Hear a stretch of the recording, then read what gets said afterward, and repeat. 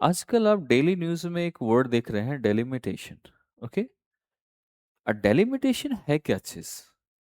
And seat redistribution bill.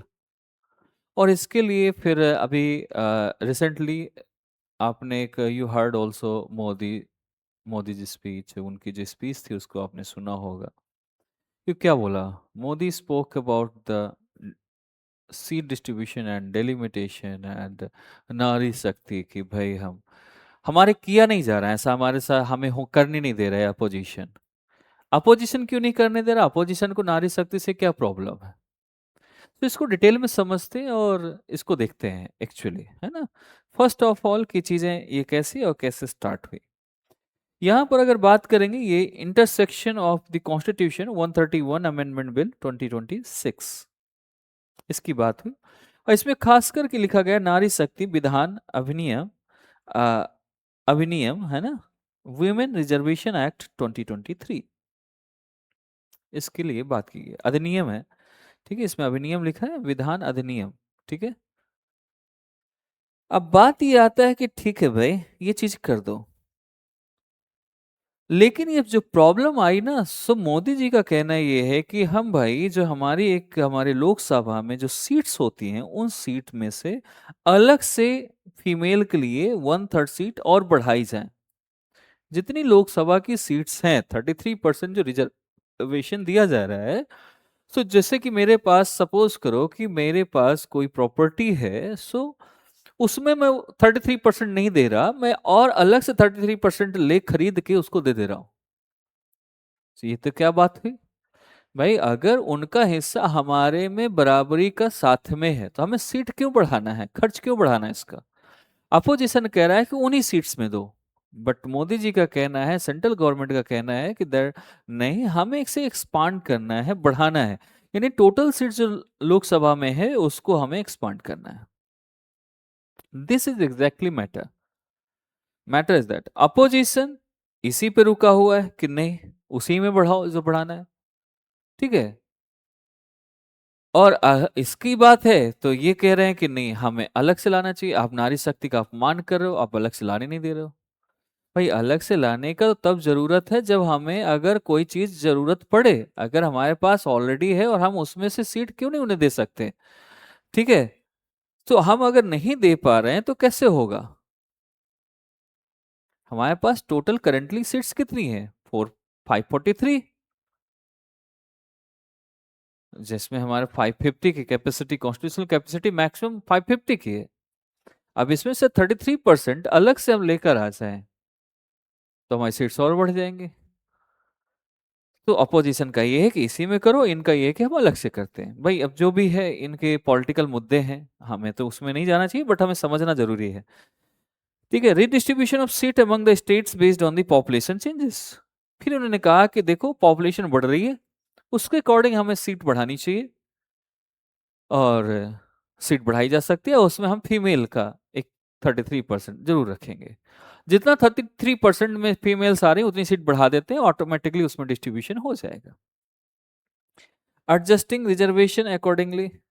फिर है इसमें कि ये उन्होंने कहा कि operational backbone of the women's reservation law that is implementing 33% reservation for women in legislature. Legislature में वीमेन के लिए 33% ऑलरेडी उसमें है, इंप्लीमेंट करने की बात है, तो आप उसको अलग से लाने की क्या जरूरत है? बट फिर भी वीमेन रिजर्वेशन लॉ हमारी एक बैकबोन है, ऑपरेशनल बैकबोन है। देन आपको अगर समझना है कि डिलिमिटेशन है क्या चीज, this is a process of redrawing constituency for the Lok Sabha and state assemblies based on the population। यानी सीट्स की बात हो रही है यहाँ पर। Article 82 and article 170 of the constitution ये मैंडेट करता है periodic revision of the parliament and assembly constituency based on the latest census के अकॉर्डिंग इसे रखा जाता है। अभी सेंसस हमारा चल रहा है 2011 के बाद, अभी सेंसस नया आया नहीं कोई तब से। अब दोबारा से सेंसस जब हमारा होगा तो उसके हिसाब से यहाँ पर संख्या बढ़ चुकी होगी, नंबर्स। उस टाइम पे 121 सीआर थी, लोग थे हमारे इंडिया में, अब आज के डेट में 150 करोड़ हो चुके हैं, राइट। इसके बाद नंबर ऑफ सीट्स लोकसभा में हमें remain frozen based on 2001 census by 48th amendment, ध्यान समझना। और अभी की हमें यह है कि हमें एक्सरसाइज करने की जरूरत है, और इसमें लिखा गया था कि हमें 2026 तक इसे, नेक्स्ट हमारा जो पोस्टपोन किया जा रहा है वो 26 तक हमें इसे रिवाइज करने की जरूरत है इसे, तो वही हम कर रहे हैं। ठीक है, why is delimitation crucial for women's reservation, क्यों ऐसा है? मुद्दा तो इन्हीं का है, तो इनके लिए क्रूशियल क्यों है, चीजें क्यों हैं, भाई इस चीज को समझना बहुत जरूरी है। ठीक है, अगर मैं इसमें बात करता हूं तो इसमें है identifying which constituency to be reserve for women. पहले तो हम आइडेंटिफाई करने पड़ेंगे।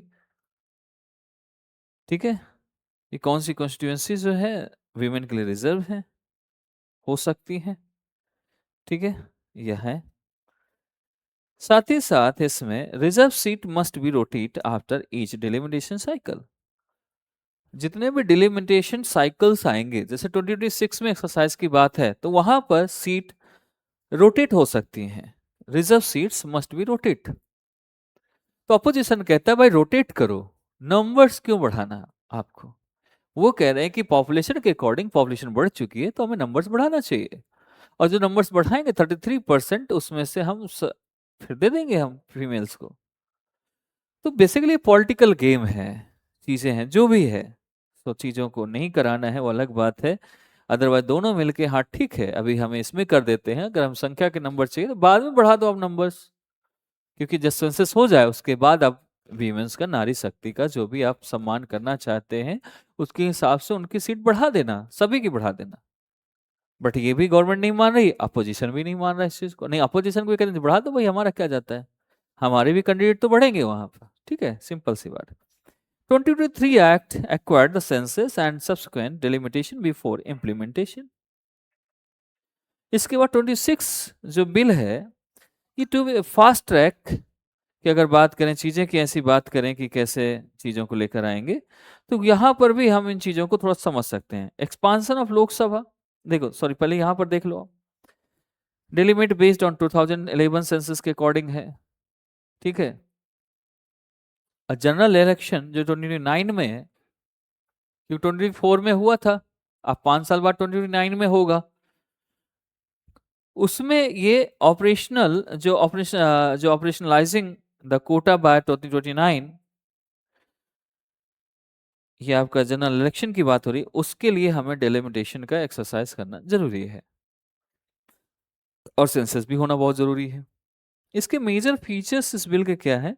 पहला तो ये है कि 43 इतनी सीट्स है, इतना बढ़ाने की बात की जा रही है कि अराउंड इतनी सीट्स हमें बढ़ा देना चाहिए, क्योंकि स्टेट्स एंड 35 फॉर यूटी, यानी 815 स्टेट्स के लिए और 35 यूटी के लिए, इतना बढ़ा दो जी काम हो जाएगा। मतलब सीधा यहां से देखो कितना बढ़ाया जा रहा है, अब फिर हम 33% दे देंगे, ये आपका जो सेंट्रल गवर्नमेंट है वो कह रही है। अपोजिशन कह रहा है नहीं जी, इतना ही ठीक है, और इसमें हम खुश हैं, इसी में 33% आप दे दो। आप दे नहीं रहे हो, आप कहीं ना कहीं कमी कर रहे हो, महिलाएं लड़ नहीं पा रही हैं इलेक्शन, चीजें ऐसी, बल्कि वो अलग है कि हमारे कॉन्स्टिट्यूशन में दिया है तो कोई छीन नहीं सकता इस राइट को। ठीक है, ये बेवकूफी है सभी की, कोई फीमेल लड़ेगी या होगा नहीं ऐसा, लेकिन फिर भी the would mark in the freeze it that has been placed since 1976। इसके बाद इसमें खासकर कि ये बिल जो प्रपोज कर रहा है, propose that SC ST reserve seats will be recalculate होंगी based on new demographic realities के हिसाब से, ये भी हमारे रिकैलकुलेट की जाएंगी। सोशल जस्टिस इससे क्या होगा, इसकी चीजें क्या इंश्योर करेगा? Social justice provision remain the aligned with current population के हिसाब से, उसका सोशल जस्टिस का मामला है ये, और हमें बढ़ाना चाहिए ऐसा मान रहे हैं। इसके कंसर्न्स क्या हैं, उन चीजों को हम थोड़ा सा इसमें देखें। क्या parliamentary representation strictly reflect current population? दूसरा है ये हमारा क्या है, should state the controlled population growth. तो आप थोड़ा सा इसमें समझो इस बात को, growth be protected from losing influences. Concern है कि सबसे खास बात, should parliamentary representation strictly reflect current population.